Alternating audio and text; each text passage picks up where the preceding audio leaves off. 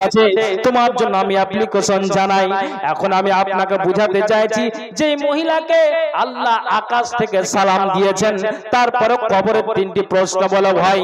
যেই মহিলাকে জান্নাতের সুসংবাদ দেওয়া হয়েছে, তারপরে তার কবরের তিনটি প্রশ্ন বলা হয়।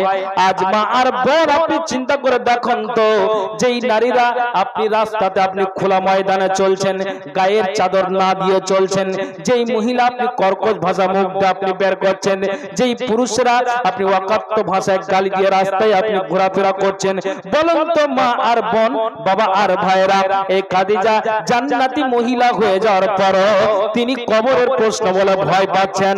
আপনি মা কতবার আপনি স্মরণ করেছেন, কতবার আপনি মগজে এই কথা আপনি উঠিয়েছেন, বা আপনি বলেন তো।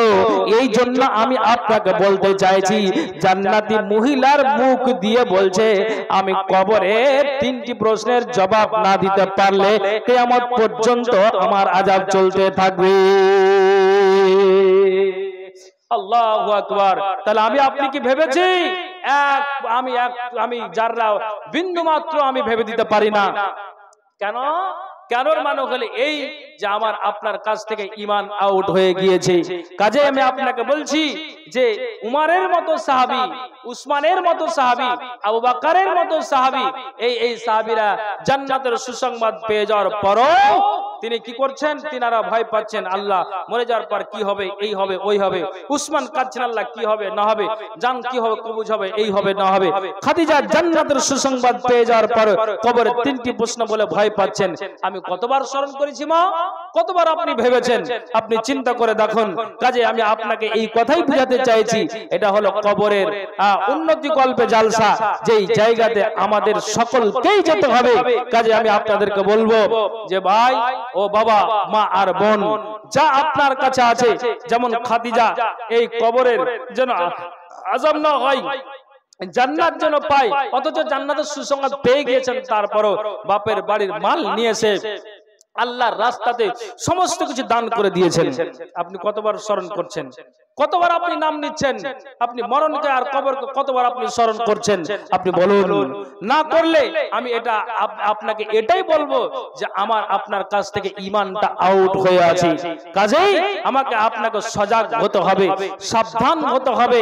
নির্দিষ্ট সময়ে মালাকুল মউত সেই গাড়িটা এসে যাবে, না অগ্র হবে না পশ্চাৎ হবে।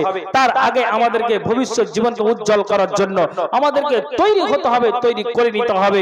জি ভাই, কাজে আমি আপনাদেরকে বলবো, আল্লাহ আপনাকে যা দিয়েছে, মা বোন আপনাকে যা দিয়েছে, আপনি ওখান থেকে কি করবেন?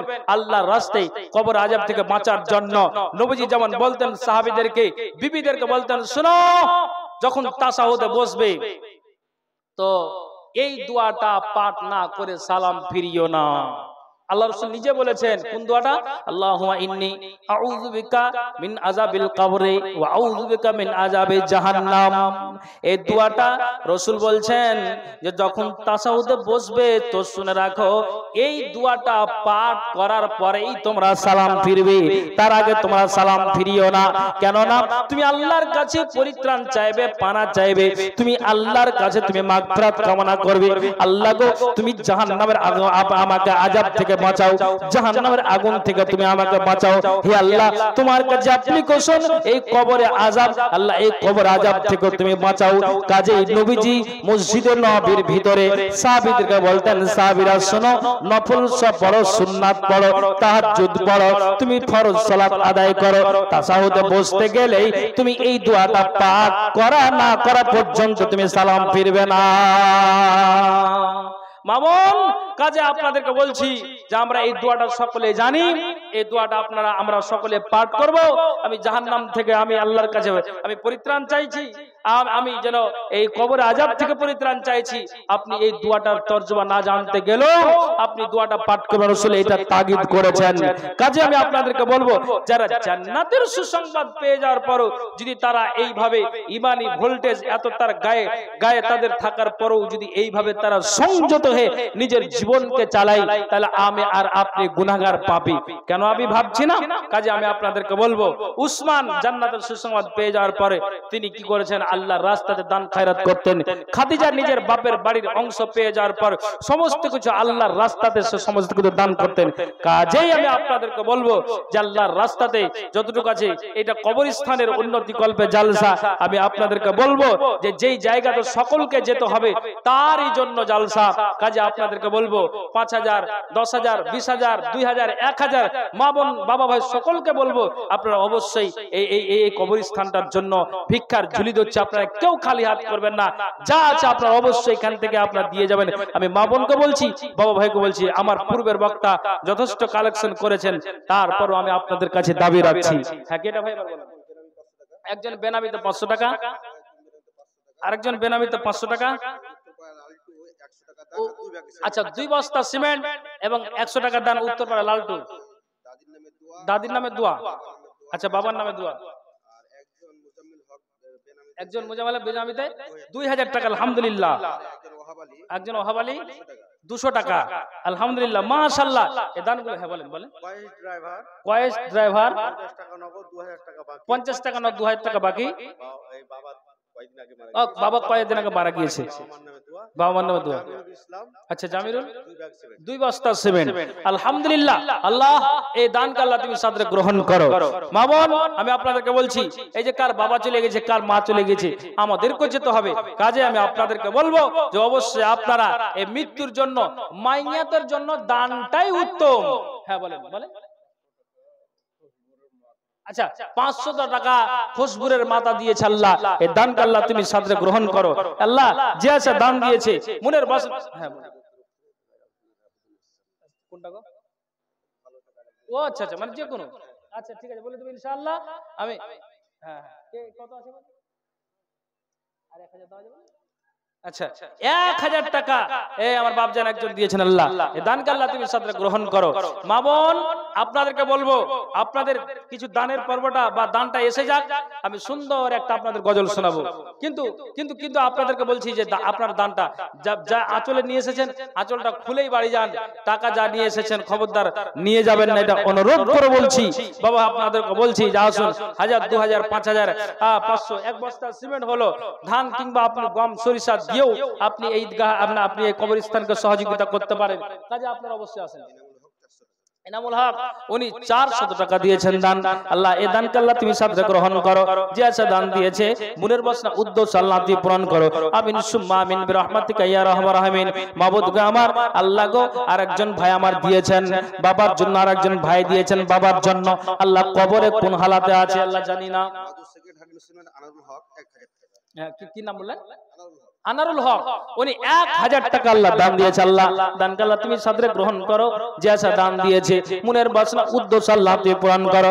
আমিন আমিন সুম্মা আমিন বিরহমাতিকা ইয়া রাহমান রাহিমিন। মামুন, আপনাদের ওখানে কালেকশন চলছে, আপনারা অবশ্যই ওই কালেকশন, ওই ভাই গিয়েছে, অবশ্যই আপনি ওই ভাইকে আপনারা সহযোগিতা করুন, যেহেতু কবরস্থানের জালসা। আসুন আল্লাহর রাস্তায় আসুন। একলা জীবন একলা মরণ, একলা থাকতে কিসের ভয়। হ্যাঁ বলেন বলেন। আসসালামু আলাইকুম। আপনারা জানেন যে ইতিপূর্বে আপনারা মাথা পিছু 800 টাকা করে চাঁদা দিয়ে যে জায়গাটা আমরা খরিদ করেছি গোরস্থানের জন্য 40 শত মতো, সেটা রেজিস্ট্রি হয়ে গেছে, রেকর্ডও দিয়ে দিয়েছি। রেকর্ড কয়েকদিনের মধ্যে পেয়ে যাব। আবার যে আজকে আমরা জালসা করছি গ্রামবাসী মিলে, উদ্দেশ্য কবরস্থান, পাশে আর একটা জায়গা বিক্রি আছে, সেটা আমরা নেওয়ার জন্য এই উদ্যোগ নিয়েছি। ইতিমধ্যে জালসার আগে আমরা বিভিন্ন জায়গায় ছুটাছুটি করে যে টাকাটা কালেকশন করেছি নগদ বাকিতে, সেটা আমি পড়ে শোনাচ্ছি, আপনারা শুনেন। আর যে দান দিবেন এখানে লাইনে আসেন, মাওলানা একসাথে সকলের জন্য দোয়া করে দিবেন। আব্দুল মকিম মতিগঞ্জ 5000, এটা বাকির তালিকা শোনাচ্ছি। মোহাম্মদ গনি হাজি সাহেব শামসি 1,10,000, 1 কাঠা জমির দাম, কিন্তু আমরা ওনার কাছে 1.5 কাঠা আবদার করেছি।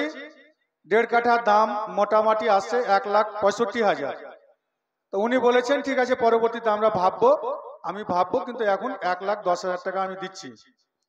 মকবুল হোসেন আমাদের বালিয়ার সামাদ আলীর ছেলে 5000, রফিকুল মতিগঞ্জ 2000, হাজি আব্দুর রশিদ মতিগঞ্জ 6000, মোস্তাফিজুর রহমান বালিয়া 3000, মুখলেসুর বালিয়া 1000, হাজি এনাতুল্লাহ ভাদো 6000, কাউসার ভাদো